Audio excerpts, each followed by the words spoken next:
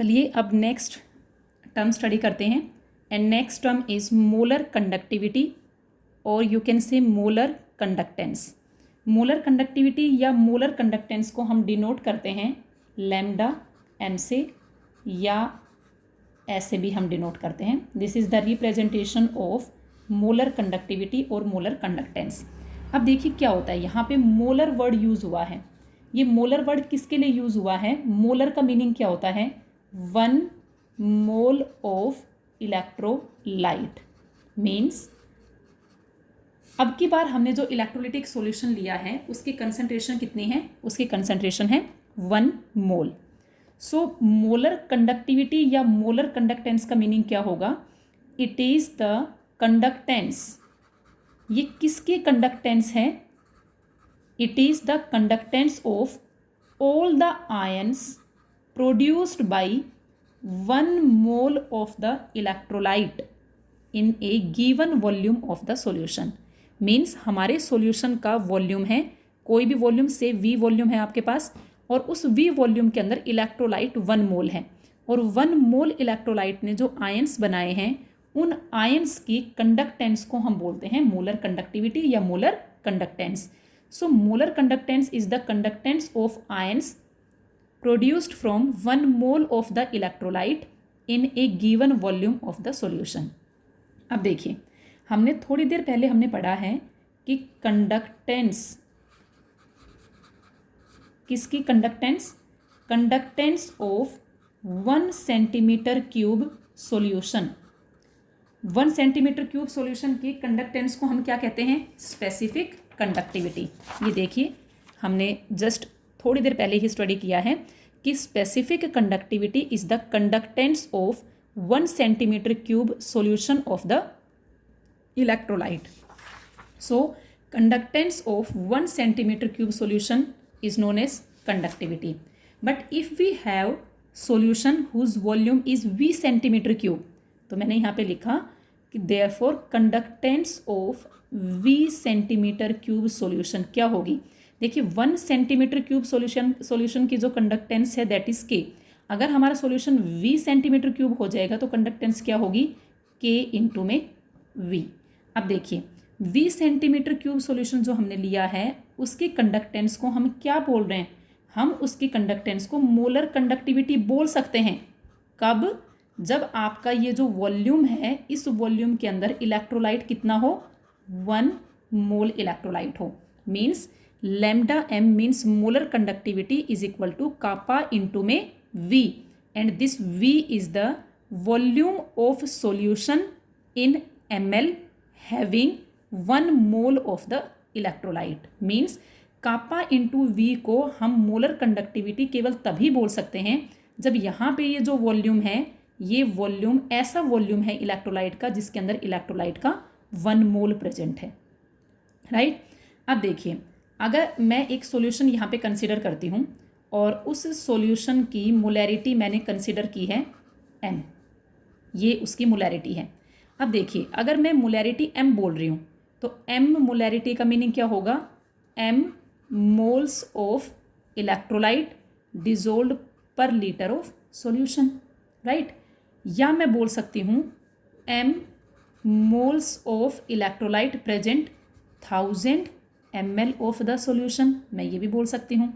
या इसी चीज़ को मैं बोल सकती हूँ कि M moles of solution present per 1000 centimetre cube of the solution, because 1 ml is equal to 1 centimetre cube. Right? तो देखिए, यहाँ पे 1000 सेंटीमीटर क्यूब सॉल्यूशन है, उसके अंदर हमारे पास 1 मोल है, लेकिन मुझे मोलर कंडक्टिविटी निकालने के लिए एक ऐसा वॉल्यूम चाहिए जिसके अंदर कितने मोल्स प्रेजेंट हो? 1 मोल प्रेजेंट हो। तो मैं यहाँ से क्या लिख सकती हूँ? देखिए, कैपिटल M मोल्स प्रेजेंट हैं कितने वॉल्यूम के अंदर? 1000 सेंटीमीटर क्यूब के अंदर। तो 1 मोल कितने वॉल्यूम के अंदर प्रेजेंट होंगे? 1000 डिवाइडेड बाई M, इतने सेंटीमीटर क्यूब के अंदर। अब देखिए, ये हमारे पास क्या आ गया है? This is volume of the electrolyte containing 1 mole of the electrolyte. So अगर मैं यहाँ से मोलर कंडक्टिविटी लिखना चाहूँ तो मोलर कंडक्टिविटी क्या होता है? कापा इंटू में volume of solution in centimetre cube having 1 mole of the electrolyte and this is the volume of electrolytic solution in centimetre cube having 1 mole of the electrolyte. So we can write lambda m is equal to k into 1000 divided by m. So अगर हमें किसी solution की molarity given है तो उस molarity को हम यहाँ पे पुट करेंगे और ये जो हमारे पास टर्म है ना, ये टर्म ये एक्चुअल में क्या डिनोट कर रही है, ये डिनोट करती है volume of electrolyte, volume of electrolyte in centimetre cube containing या having 1 mole of the electrolyte. Right. अब देखिए यहाँ से अगर मैं मोलर कंडक्टिविटी की यूनिट फाइंड आउट करना चाहूँ तो मोलर कंडक्टिविटी की क्या यूनिट्स होंगी वो देखिए.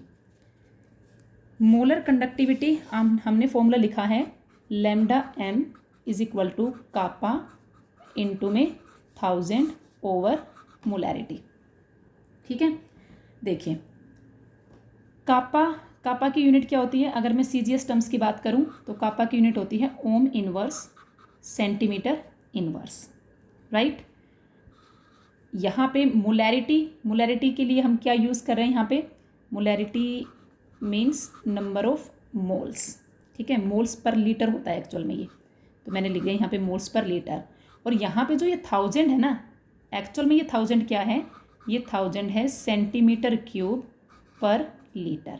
तो देखिए लीटर से लीटर कैंसिल हो गया और ये सेंटीमीटर इनवर्स और ये सेंटीमीटर क्यूब, तो हमारे पास यूनिट क्या आ गई, हमारे पास यूनिट आ गई है ओम inverse centimetre square per mole. ठीक है. या हम ओम इनवर्स की जगह हम क्या लिख सकते हैं, साइमन सेंटीमीटर स्क्वायर पर मोल, ये भी लिख सकते हैं हम. राइट. और अगर हम इसी को ही SI टर्म्स में लिखना चाहें तो SI टर्म्स के अंदर साइमन तो एज इट इज़ रहेगा, सेंटीमीटर की जगह क्या आ जाएगा, मीटर स्क्वायर और per mole. So molar conductivity की unit you can write either siemens centimetre square per mole और you can write ohm inverse centimetre square per mole और you can write siemens metre square per mole. ठीक है. अब देखिए हमारे पास जो formula है वो फॉर्मूला है lambda m is equal to kappa into में 1000 ओवर मोलैरिटी.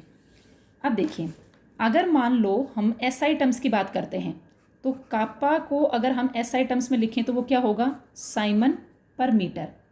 और अगर हमें मोलैरिटी की जो यूनिट दे रखी है वो मोल्स पर लीटर ना दे के मोल्स पर मीटर क्यूब दे रखा है, मतलब हमें जो कापा गिवन है that is siemens per metre and हमें जो मोलैरिटी गिवन है that is moles per metre cube. So अगर मैं इन दोनों को यूज़ करके और लैम्डा m की वैल्यू निकालना चाहूँ तो आप खुद देखिए, कापा है साइमन पर मीटर और ये है मोल्स पर मीटर क्यूब, तो मैंने मीटर क्यूब को यहाँ लिख दिया. अब देखिए मीटर से ये कैंसिल होकर मीटर स्क्वायर बनेगा और ये हमारे पास बन गया साइमन मीटर स्क्वायर पर मोल. तो ये देखिए यूनिट ये तो हम ऑलरेडी लिख चुके हैं कि Simon metre square per mole, this is SI unit, ये है Simon metre square per mole. सो अगर हमें कापा दिया हुआ है साइमन पर मीटर के अंदर और अगर हमें मोलैरिटी दे रखी है मोल्स पर मीटर क्यूब के अंदर instead of moles per litre, तो हम जो फॉर्मूला यूज़ करेंगे वो होगा lambda is equal to kappa over molarity. There is no multiplication factor that is 1000, जो हम यहाँ पे 1000 मल्टीप्लीकेशन फैक्टर लेते हैं वो हम यहाँ पे नहीं लेंगे. कब नहीं लेंगे, जब हमें कापा की यूनिट्स दे रखी हों साइमन पर मीटर के अंदर और मोलैरिटी की यूनिट्स दे रखी हों मोल्स पर मीटर क्यूब के अंदर.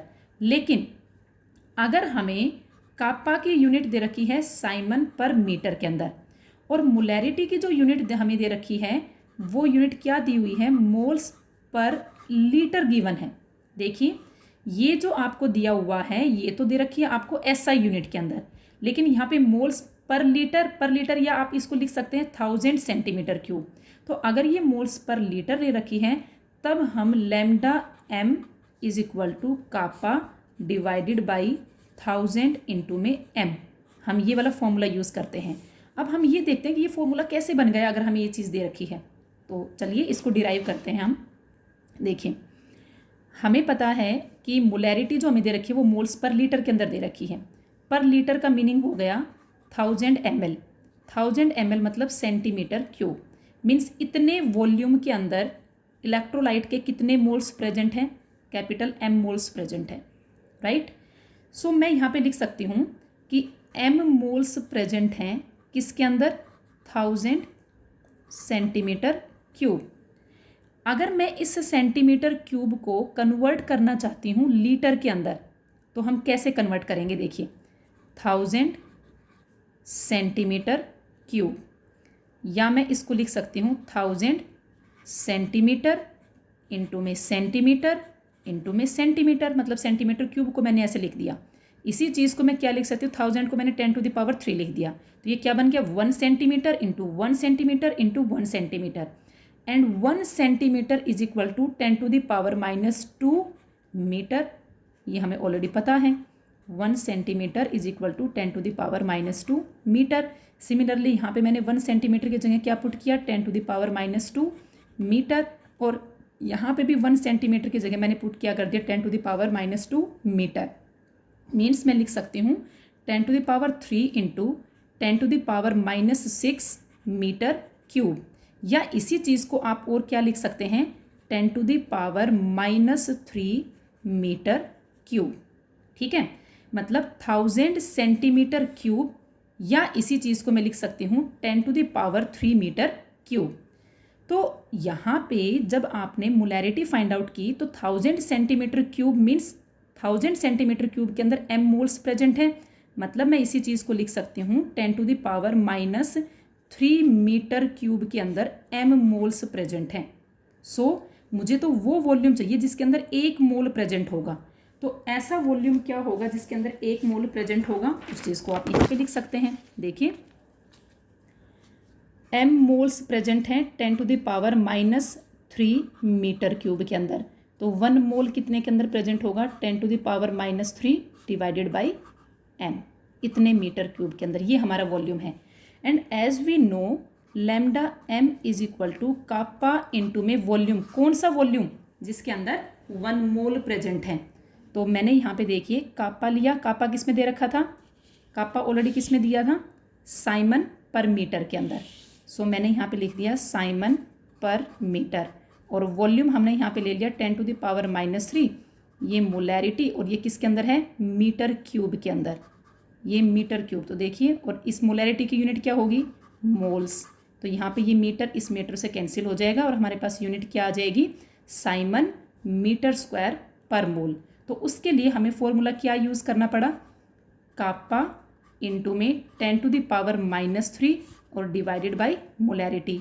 या आप इसी चीज़ को क्या लिख सकते हैं? कापा 10⁻³ को अगर यहाँ लेके आओगे -3 को, तो यह आएगा 10⁻³ इंटू में मोलैरिटी।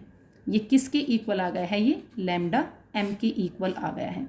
तो देखिए, अगर हमें मोलर कंडक्टिविटी निकालनी है तो मोलर कंडक्टिविटी निकालने के लिए हम या तो हम ये वाला फॉर्मूला यूज़ करेंगे, बट ये फॉर्मूला हम केवल तब यूज़ करेंगे when molarity is given in moles per litre और कापा की वैल्यू गिवन है siemens per centimetre. But if the unit of kappa is siemens per metre and unit of molarity is moles per meter cube, then formula lambda m is equal to k by m is used. This multiplication factor is neglected here. But if unit of kappa is Simon per meter and molarity is taken as moles per liter, then formula lambda m is equal to kappa divided by 1000 into में m is taken. ठीक है, अब हम study करेंगे equivalent conductivity. Equivalent conductance और equivalent conductivity, it is denoted by lambda E Q, और हम इसको लैम्डा ई क्यू इस तरह से डिनोट कर सकते हैं। देखिए, इक्विवेलेंट कंडक्टिविटी, इसका मीनिंग क्या होगा? It is the conductance of all the ions, it is the conductance of all the ions produced by 1 gram equivalent of an electrolyte in given volume of the solution. Means हमें एक electrolytic solution दिया गया है और उसका जो volume दिया गया है वो उतना वॉल्यूम है जिसके अंदर उस इलेक्ट्रोलाइट के 1 ग्राम इक्विवेलेंट्स प्रेजेंट हैं। तो उसने जो आयंस बनाए उन आयंस की कंडक्टेंस को हम बोलते हैं इक्विवेलेंट कंडक्टिविटी। अब देखिए, हमें पता है कि conductance of 1 centimetre cube solution, अगर हमें एक सॉल्यूशन दे रखा है वो 1 सेंटीमीटर क्यूब दे रखा है, तो 1 सेंटीमीटर क्यूब सॉल्यूशन के कंडक्टेंस को हम क्या कहते हैं? कापा कहते हैं।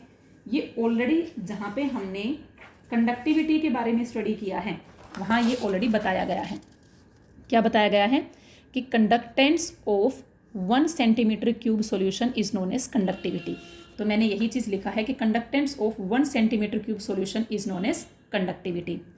अगर मैं कंडक्टेंस लेती हूँ 20 सेंटीमीटर क्यूब, तो 20 सेंटीमीटर क्यूब सॉल्यूशन की अगर मैं कंडक्टेंस लूँगी तो वो क्या आ जाएगा?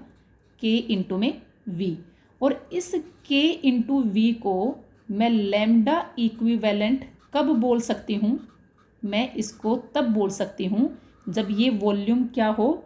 This is the volume of solution in ml having 1 gram equivalent of an electrolyte. Means अगर इस वॉल्यूम के अंदर इलेक्ट्रोलाइट के 1 ग्राम इक्विवेलेंट प्रेजेंट हैं तो हम K इंटू V को इक्विवेलेंट कंडक्टिविटी बोल सकते हैं। ठीक है। अब देखिए, अगर हमें कोई ऐसा सॉल्यूशन दिया गया है जिस सॉल्यूशन की नॉर्मेलिटी n दी हुई है, राइट? तो सॉल्यूशन की नॉर्मेलिटी n का मीनिंग क्या हुआ? n ग्राम इक्विवेलेंट प्रेजेंट पर लीटर। या आप ये भी बोल सकते हैं कि 1000 सेंटीमीटर क्यूब सॉल्यूशन के अंदर कितने ग्राम इक्विवेलेंट्स प्रेजेंट है? n। बट मुझे तो वो वॉल्यूम चाहिए जिसके अंदर 1 ग्राम इक्विवेलेंट प्रेजेंट है। सो n ग्राम इक्विवेलेंट्स प्रेजेंट हैं 1000 सेंटीमीटर क्यूब के अंदर, तो 1 ग्राम इक्विवेलेंट प्रेजेंट होगा 1000 divided by n centimetre cube. Means ये वो वॉल्यूम है जिसके अंदर 1 ग्राम इक्विवेलेंट्स प्रेजेंट हैं। So we can write lambda EQ means equivalent conductivity is equal to kappa. और मुझे क्या वॉल्यूम चाहिए? मुझे वो वॉल्यूम चाहिए जिसके अंदर 1 ग्राम इक्विवेलेंट प्रेजेंट है। तो हम वॉल्यूम की जगह क्या पुट कर देंगे? 1000 ओवर नॉर्मेलिटी। देखिए, सेम हमने ऐसे ही मोलर कंडक्टिविटी में किया था, बस मोलर कंडक्टिविटी और इक्विवेलेंट कंडक्टिविटी में जो डिफरेंस है वो डिफरेंस यहाँ पे है। Normality is replaced by molarity in case of molar conductivity, right? अगर हम इसी को ही यूनिट्स की बात करें तो देखिए, कापा की यूनिट क्या होती है? ओम इनवर्स सेंटीमीटर इनवर्स। 1000 जो लिया है यहाँ पे, ये किसके अंदर लिया है? सेंटीमीटर क्यूब के अंदर। और नॉर्मेलिटी है, ये क्या है? Gram equivalent. तो यहाँ सेंटीमीटर से ये कैंसिल होकर हमारे पास यूनिट क्या आ जाएगी? ओम इनवर्स सेंटीमीटर स्क्वायर पर ग्राम इक्विवेलेंट। या आप ओम इनवर्स को क्या कह सकते हैं? हम ओम इनवर्स को साइमन भी कह सकते हैं। तो साइमन सेंटीमीटर स्क्वायर पर ग्राम इक्विवेलेंट्स इन CGS यूनिट। अगर हम यहाँ पे SI यूनिट की बात करें तो वो क्या होगा? साइमन मीटर स्क्वायर पर ग्राम इक्विवेलेंट्स। ठीक है। जैसे मोलर कंडक्टिविटी है बिल्कुल वैसे ही ये इक्विवेलेंट कंडक्टिविटी है। The only difference between molar conductivity and equivalent conductivity is the volume factor. In case of molar conductivity, it is the volume having 1 mole of the electrolyte, and in case of equivalent conductivity, it is the volume containing 1 gram equivalents, right? So अगर हमें Simon दिया जाए, conductivity दी जाए और उसकी unit दी जाए आपको साइमन पर मीटर, और अगर हमें नॉर्मेलिटी दी जाए उसकी यूनिट दी जाए gram equivalent per metre cube, तब हम जो फॉर्मूला यूज़ करेंगे वो फॉर्मूला होगा हमारा lambda is equal to K over N। यहाँ पे 1000 मल्टीप्लिकेशन फैक्टर नहीं होगा। क्यों नहीं होगा? ये हम मोलर कंडक्टिविटी में ऑलरेडी कंसीडर कर चुके हैं। और अगर हमें कापा की यूनिट दी जाए साइमन पर मीटर और नॉर्मेलिटी की यूनिट दी जाए ग्राम इक्विवेलेंट पर लीटर, तो उस केस में हम फॉर्मूला यूज़ करेंगे कापा डिवाइडेड बाई 1000 इंटू में n, ये भी हम ऑलरेडी डिस्कस कर चुके हैं।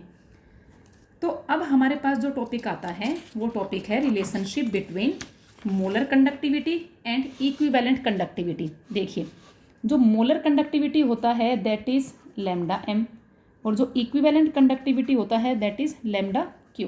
अब देखिए, लैम्डा m किसके इक्वल है? लैम्डा m है kappa into 1000 divided by molarity. This is equation 1। अगर मैं इक्विवेलेंट कंडक्टिविटी की बात करूं तो वो क्या होगा? कापा इंटू में 1000 डिवाइडेड बाई नॉर्मेलिटी। या मैं इसी चीज़ को क्या लिख सकती हूँ? कापा इंटू में 1000 डिवाइडेड बाई नॉर्मेलिटी को हम क्या लिख सकते हैं? मोलैरिटी इंटू में n फैक्टर। अब देखिए, क्या मैं इस टर्म को लैम्डा m लिख सकती हूँ? बिल्कुल लिख सकते हैं। तो मैंने लिखा इसको equivalent conductivity is equal to molar conductivity divided by n factor. या मैं ये लिख सकती हूँ कि molar conductivity is equal to n factor into में equivalent conductivity. This is the relationship between molar conductivity and equivalent conductivity. अब देखिए, n फैक्टर की जब हम बात करेंगे तो n फैक्टर मिनिमम 1 तो होगा ही, और 1 से ज़्यादा भी हो सकता है, 2 भी हो सकता है, 3 भी हो सकता है, 4 भी हो सकता है। तो अगर ये मिनिमम 1 होगा तो उस केस में हमारे पास लैम्डा m इक्वल होगा किसके? मोलर इक्विवेलेंट कंडक्टिविटी के। लेकिन ज़रूरी नहीं है कि ऑलवेज n फैक्टर 1 ही हो, 2, 3, 4 कुछ भी हो सकता है। तो मैं यहाँ से ये लिख सकती हूँ कि जो लैम्डा इक्विवेलेंट है this is less than equal to molar conductivity. Equal to भी हो सकता है और लेस देन भी हो सकता है। सो यहाँ पे हमारी बेसिक टर्म्स ऑल ख़त्म होती हैं। तो देखिए, अब तक जो हमने पढ़ा है उसके अकॉर्डिंग जो फॉर्मूले वगैरह आए हैं वो फॉर्मूले देखिए कौन कौन से हैं। First one, ohm's law, V is equal to IR, conductance is the reciprocal of resistance, R is equal to rho L by A, kappa is equal to GL by A और G into G star, lambda m is equal to kappa into 1000 over molarity, and lambda EQ equivalent conductivity is kappa into में 1000 over normality. Molar conductivity is equal to n factor into equivalent conductivity. अब इन basic terms पे, इन फॉर्मूलों पे जो numerical problems हैं वो हम discuss करेंगे next video के अंदर।